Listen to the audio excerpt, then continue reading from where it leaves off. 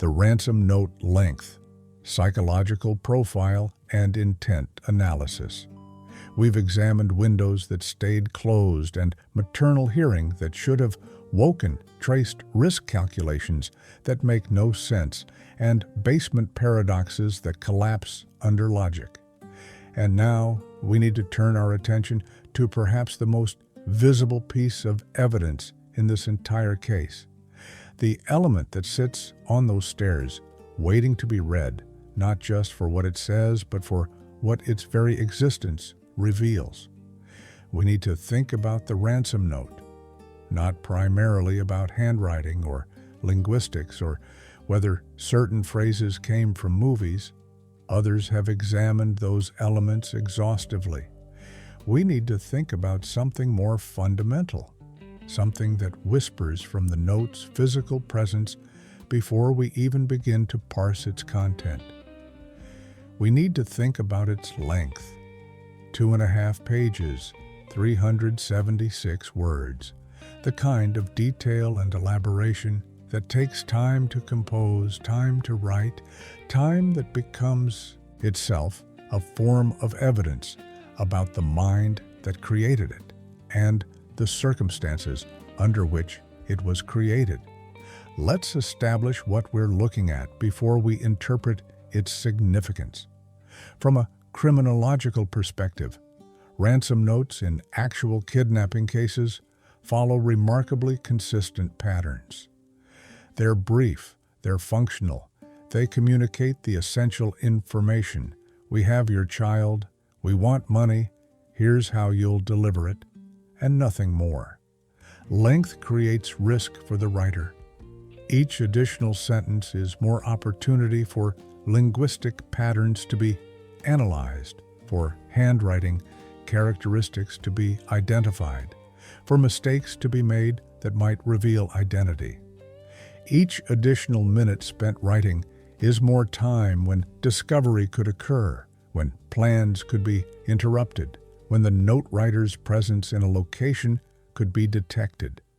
So genuine ransom notes are economical, stripped of elaboration, focused entirely on the transaction at hand.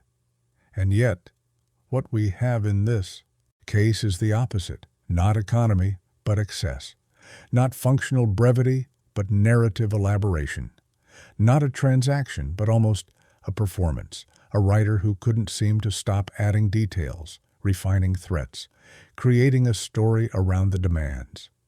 Theme 1. The architecture of excess, when words betray purpose. When we think about writing under pressure, when we consider what it means to compose text in circumstances where time is your enemy and discovery is a constant threat, we understand that brevity becomes paramount. From a psychological perspective, the human mind under stress seeks efficiency. We want to accomplish our goal, in this case communicating ransom demands, and move on to the next phase, reduce our exposure, minimize the time spent in vulnerable circumstances. And yet, the writer of this note chose elaboration over efficiency, chose to add phrase after phrase that didn't serve the functional purpose of demanding money, chose to create character, to develop threats, with almost theatrical detail, to write not just enough, but far more than enough. And this excess becomes evidence, whispers something about the writer's state of mind, about what was actually being accomplished through the writing versus what the writer claimed to be accomplishing. Let's think about what actually appears in those 2.5 pages. There are the functional elements, certainly, the amount demanded, vague instructions about waiting for contact, threats about what will happen if police are involved. But surrounding these functional elements is something else entirely. There's preamble about foreign factions and small countries. There's almost conversational acknowledgement of John's success and status. There's detailed description of what supposedly will happen if demands aren't met, threats that build on each other with a kind of elaborative energy. There's even advice, moments that sound almost like the writer is in dialogue with the reader rather than simply communicating demands. From a criminological standpoint, none of this excess serves the stated purpose. If your goal is to establish that you've taken someone and want money in exchange for their safe return, you need perhaps 50 words. Identification of who you've taken, what you want, how they'll hear from you next. Everything beyond that isn't functional communication. It's something else. Performance, perhaps, or the working out of emotional states that have nothing to do with the practical requirements of ransom demands. From a philosophical perspective, we need to ask ourselves, what does it mean when someone writes far more than their stated purpose requires? What psychological need is being met through the excess? One possibility is that the writer isn't actually confident in the purpose they're claiming. If you truly believe you're communicating something straightforward, we have your child, give us money, you don't need to belabor the point, don't need to add layers of threatening detail, don't need to create an elaborate characterization of yourself as a foreign faction. The communication itself should carry authority simply from the fact that you have something the reader desperately wants back. But if you're not confident that your communication will be believed, if you're trying to convince yourself as much as convince the reader, then you might feel the need to add more, to create detail that feels authenticating, to build a story around the demands because the demands themselves feel insufficient or implausible, even to you. Now, let's consider what writing this much text actually requires, physiologically and temporally. From a physiological standpoint, handwriting 2.5 pages takes time. Conservative estimates suggest 15 to 20 minutes minimum, possibly significantly longer if the writer was thinking between sentences, perhaps restarting on other pages before arriving at the final version. That's 15 to 20 minutes, sitting in one location, focused on this single task, exposed to discovery if anyone should wake and investigate who's in the kitchen or hallway at that hour. Someone genuinely concerned about being discovered, someone whose primary goal is to accomplish a kidnapping and escape with their captive, wouldn't spend this kind of time on a note. They would write the minimum, leave it, and focus on the primary task. The length itself becomes evidence that whoever wrote this note wasn't operating under the kind of time pressure and discovery risk that would exist for an actual intruder. Let's shift to the anthropological context of how ransom demands function across cultures and circumstances. When people genuinely want to communicate demands for money in exchange for a person, the pattern is remarkably consistent, regardless of cultural context. The communication is transactional, businesslike, stripped of emotional content and unnecessary detail. This consistency exists because the relationship between kidnapper and family is purely economic. The kidnapper wants money, the family wants their person back. Elaboration serves no purpose and potentially weakens the kidnapper's position by revealing information that might be used to identify them. But when we look at this note, we see something that doesn't fit that transactional pattern. We see emotional content, the concern with John's business, the almost defensive explanations of why this is happening, the detailed threats that seem to need the reader to understand not just what will happen, but why it will happen. This isn't the language of economic transaction. This is the language of someone working through something emotionally.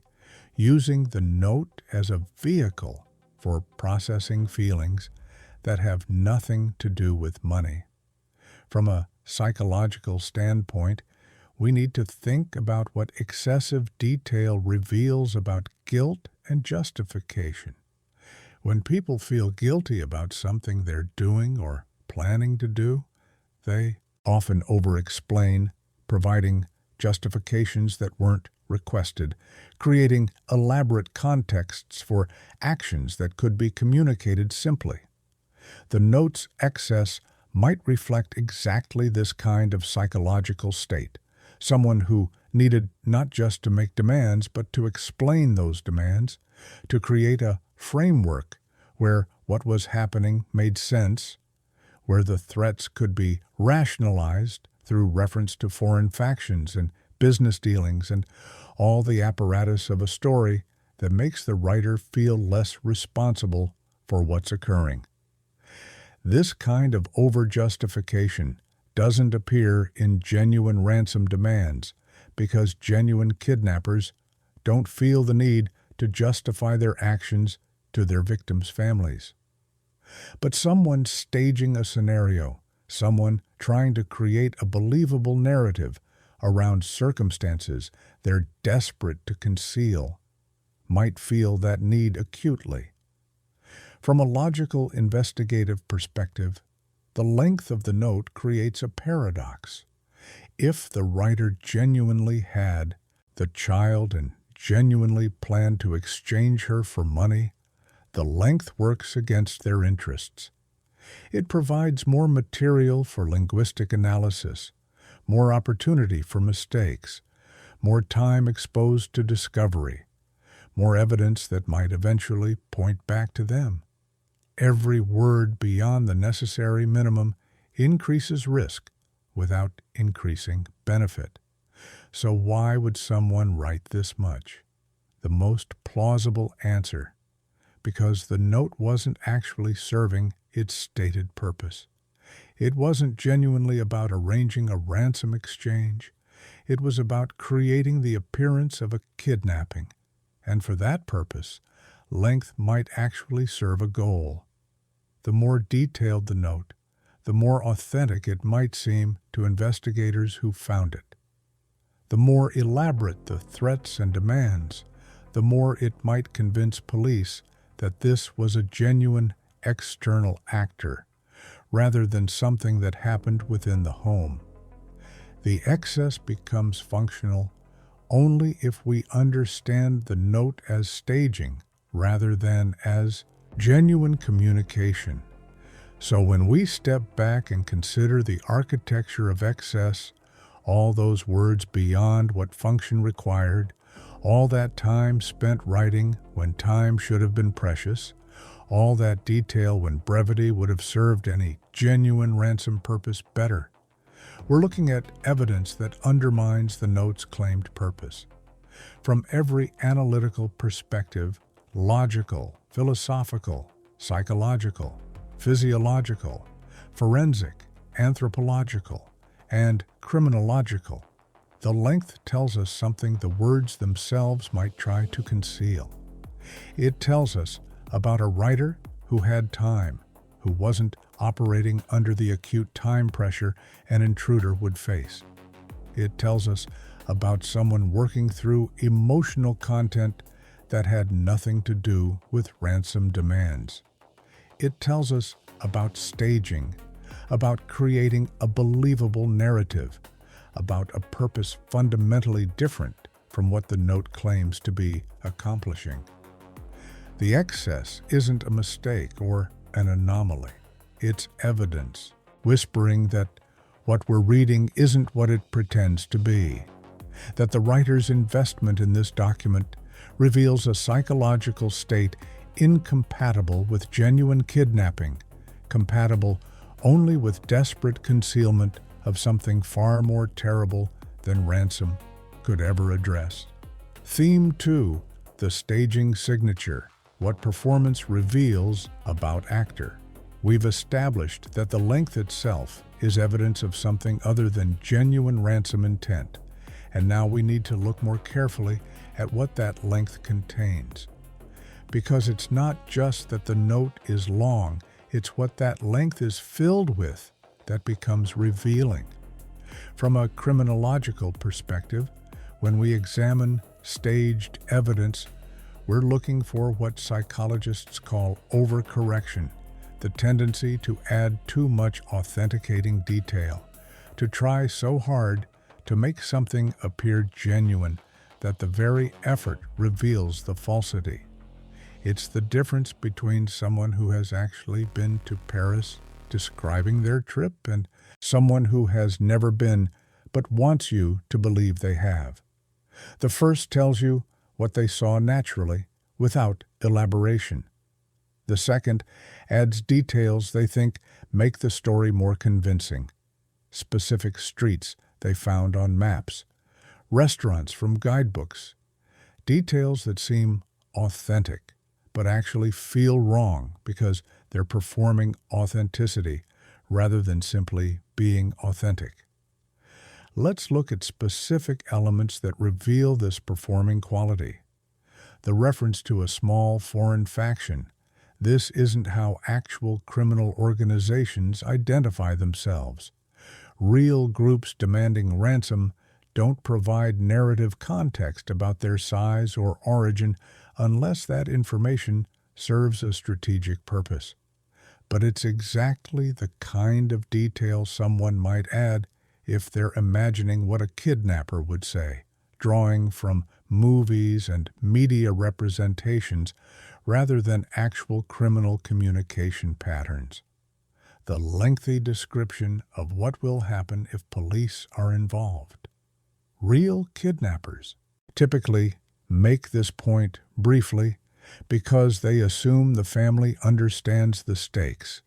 They don't need paragraphs explaining how they'll know if police are contacted, how the child will be treated if they feel betrayed. But someone staging a kidnapping scenario might think these details are necessary to make the threat feel real, might add them because they're performing the role of kidnapper rather than actually being one. From a psychological perspective, there's something almost literary about portions of the note. The way phrases are constructed, the attention to creating suspense or emphasis. We find moments that sound almost like dialogue, acknowledgement of John's success, the almost conversational tone in places, the way the writer seems aware of creating an audience rather than simply communicating with one. From a criminological standpoint, genuine ransom communications are functional documents, not performances. They don't try to entertain or create narrative tension. They state what is, what's wanted, what will happen.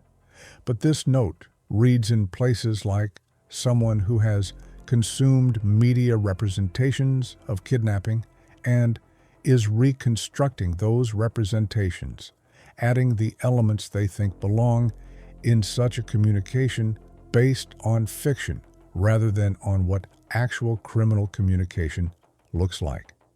Now let's think about what it means psychologically to perform a role, to write as if you're someone you're not. From a philosophical perspective, this kind of performance requires a particular kind of consciousness.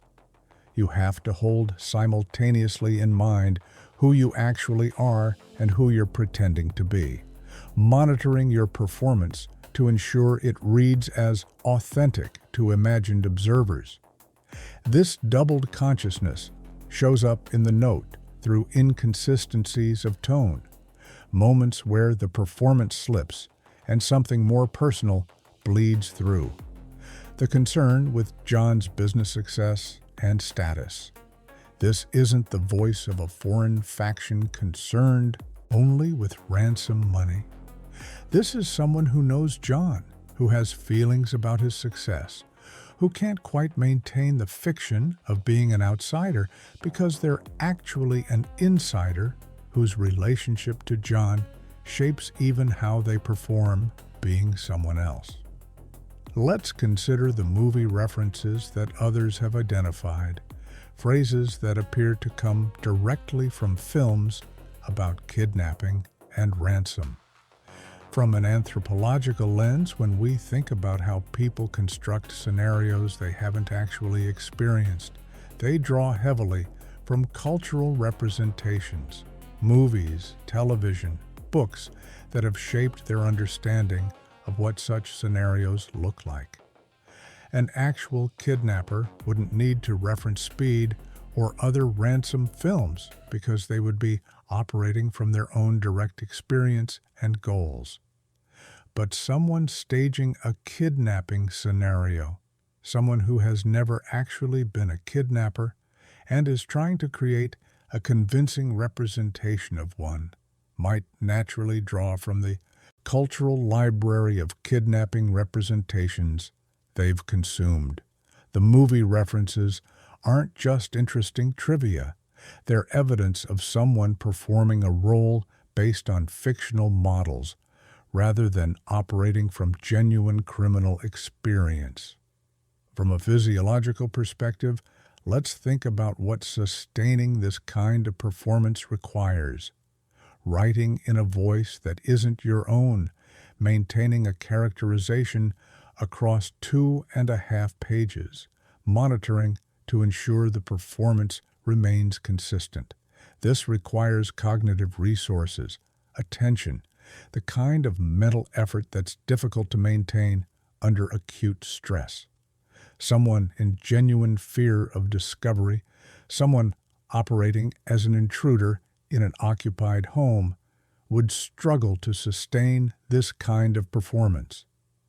The cognitive load of the situation, monitoring for sounds, managing time pressure, dealing with the stress of potential discovery, would make it nearly impossible to also manage the cognitive load of sustained role performance in writing.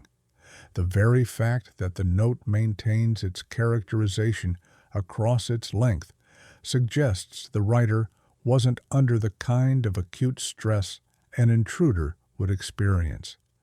They had the mental space, the time, the reduced stress load that would allow for this kind of sustained performance.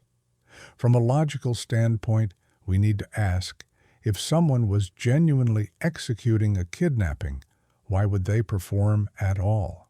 Why create a character, reference movies, add theatrical detail? The answer is that you wouldn't, unless the performance itself was the point.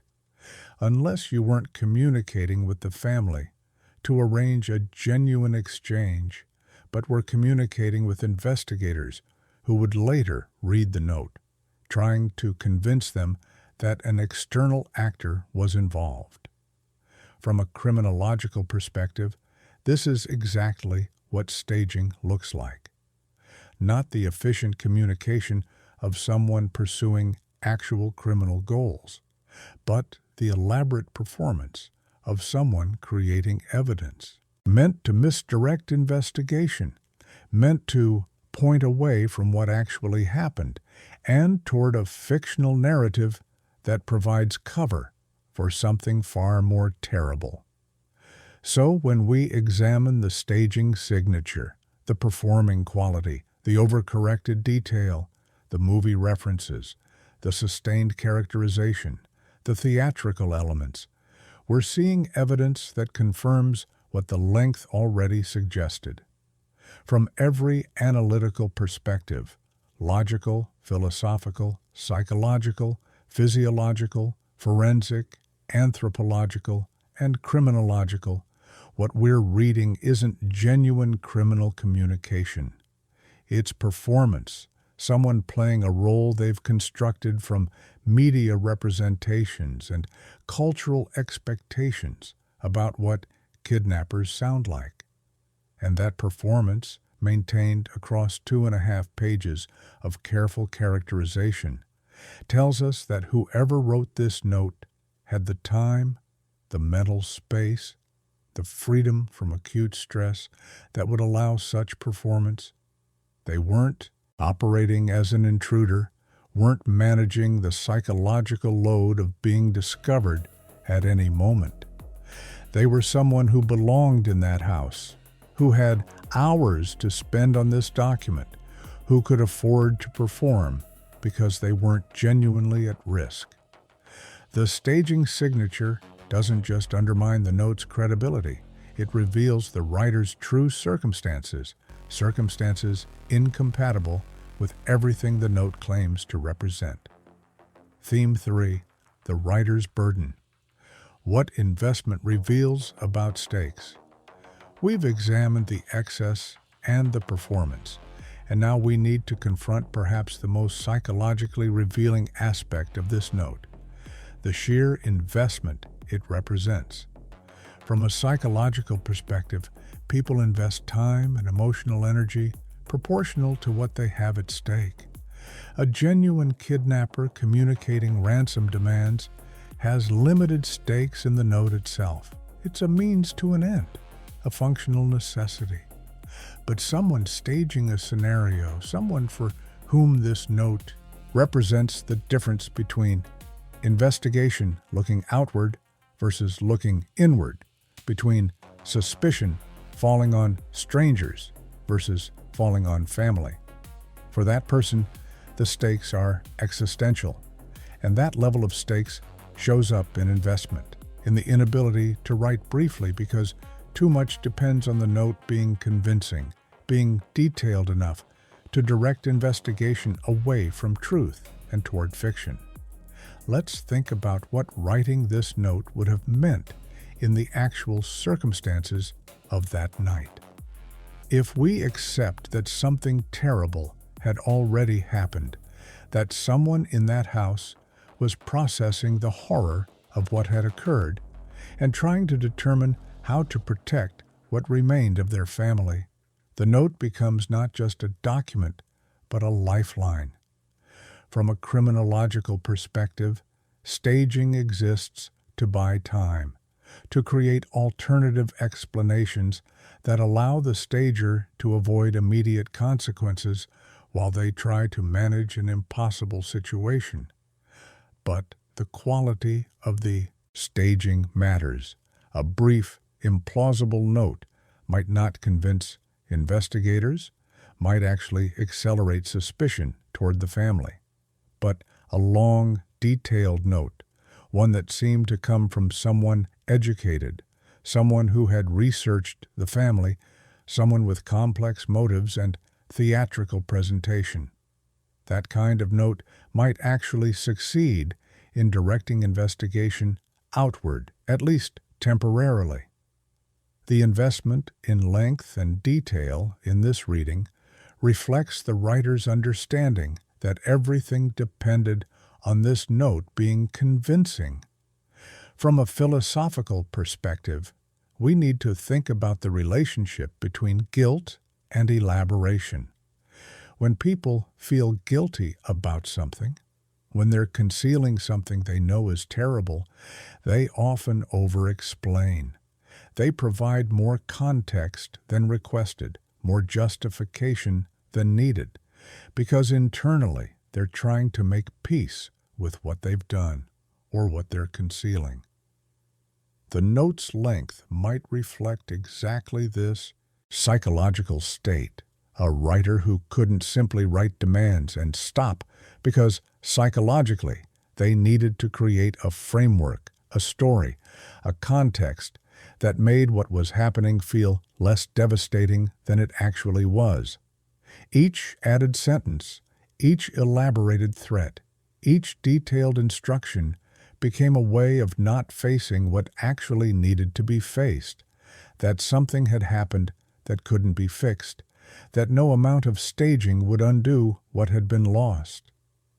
Now, let's consider what the investment reveals about capacity and resources. From a physiological standpoint, writing this much while under genuine stress from fear of discovery would be nearly impossible.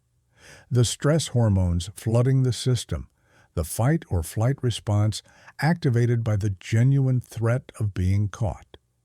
These physiological states impair fine motor control make sustained focus difficult, create hand tremors that would affect handwriting quality. And yet, the note apparently was written in relatively steady hand with sustained attention to characterization and detail, suggesting the writer wasn't in the kind of acute physiological stress state that would exist for an actual intruder.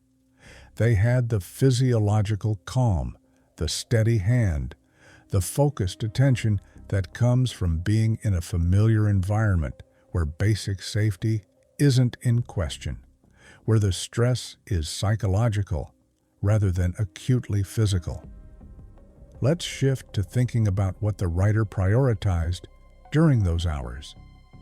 From a logical standpoint, if a genuine kidnapper had spent this much time writing a note, they would be sacrificing time they could have spent executing their actual plan, securing their captive, preparing their escape, getting distance from the scene.